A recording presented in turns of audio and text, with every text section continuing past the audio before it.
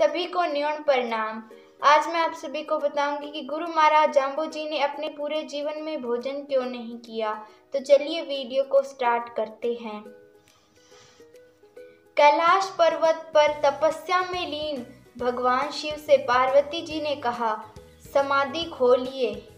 हे देव, आप जिस भगवान विष्णु की उपासना कर रहे हैं उन्होंने एक अलौकिक जन्म धारण किया है, तो आप उन्हें दर्शन देकर आएं। और उनकी माता हंसा चिंता कर रही है कि उनका बालक कुछ खा पी नहीं रहा है, तो आप उनकी समस्या भी हल करके आएं। शिव भगवान ने कहा, हाँ, मैं भी ऐसे ही सोच रहा था कि मुझे उनकी समस्या दूर करनी चाहिए।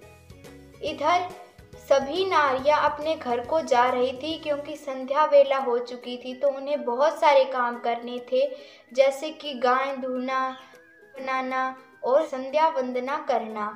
इस तरीके से महिलाओं ने सोचा कि हमें घर जाना चाहिए।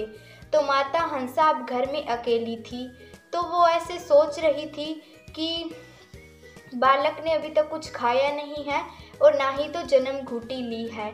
तो इतने सोचते में ही एक योगी आए बाहर, और योगी आते ही हंसा देवी ने देखा कि उनके हाथ में डमरू था और वो माला जपते हुए आ रहे थे।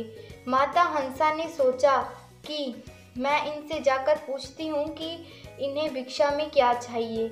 माता हंसा ने बाहर जाकर उनसे कहा, आपका बहुत बहुत स्वागत हो, आपको भिक्षा में क्या चाहिए, मैं आपकी क्या सेवा करूं।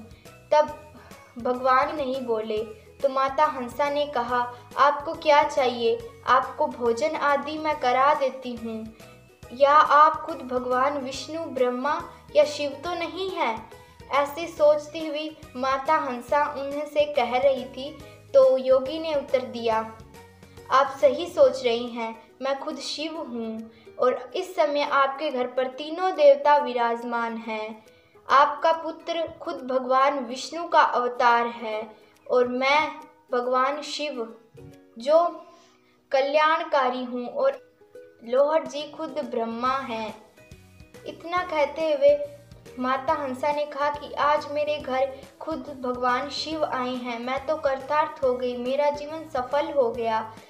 इतने में माता हंसा ने कहा कि मेरा पुत्र कुछ खा पी नहीं रहा है और वो किस तरीके से जिएगा। तभी विष्णु की आपका बालक कुछ भी नहीं खाएगा, क्योंकि ये खुद सृष्टि का पालन पोषण करता भगवान विष्णु का अवतार है। इन्होंने अपने पिछले जन्म श्री कृष्ण अवतार में बहुत कुछ खा लिया था। माता यशोदा और गोपियों के प्रेम की अधिकता के कारण इन्होंने बहुत सारा भोजन खा लिया था, जो कि अभी तक पचा नहीं है। माता हंसा ने कहा कि ये मेरे भगवान हैं, ये भगवान विष्णु हैं, तो ये मेरे बेटे कैसे हो सकते हैं, इनका मुझे आदर करना चाहिए। तो शिव भगवान ने कहा, आप चाहो तो इसे अपना बेटा पुत्र कुछ भी मानो, भगवान विष्णु आप जो भी संबंध जोड़ोगे उससे राजी है, आप चाहे इन्हें सखा कुछ भी बनाओ, ये आपका संबंध से राजी होते हैं। इनकी अदृश्य हो गए और माता हंसा सोचने लगी कि योगी कहाँ गए, और ना ही तो आगे हैं ना ही तो पीछे हैं, तो योगी कहाँ चले गए हैं। ऐसा सोचती हुई माता हंसा को जब पता चला कि योगी यहाँ से चले गए हैं, तब इन बार में इन्हें सूझ आई कि ये तो खुद भगवान शिव थे और मैंने इन्हें कुछ भोजन वगैरह भी नहीं करवाया है, और मैं कितनी सूझ नहीं है मुझे कि मैंने इन्हें कुछ भिक्षा भी नहीं दी, और इन्होंने भोजन के बारे में बातें भी बहुत की थी, पर भी मैंने इनके भोजन के भी ध्यान नहीं दिया। इतने में ही लोहड़ जी आते हैं। लोहड़ जी को माता हंसा कहती है कि यहाँ पर भगवान शिव आए हैं। लोहड़ जी ने पैरों के निशान न देकर माता हंसा को कहा कि आपका कोई वहम है, यहाँ पर कोई योगी आता तो उनके चरणों के निशान होते। इस तरीके से भगवान शिव ने माता हंसा को अपना दर्शन कराया। तो इस वीडियो में इतना ही। अगर आपको वीडियो अच्छा लगे तो वीडियो को लाइक करें। धन्यवाद।